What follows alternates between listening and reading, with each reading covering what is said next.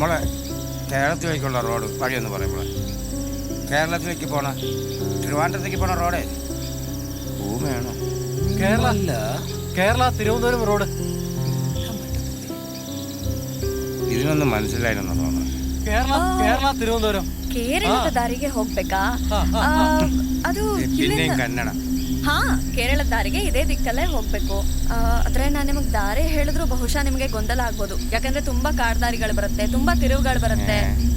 ನಾನು ಹೇಳಿದ್ರು ನಿಮ್ಗೆ ಅರ್ಥ ಆಗೋದಿಲ್ಲ. ನನ್ ಮನೆನೂ ಅದೇ ದಾರಿಲೇ ಬರೋದು.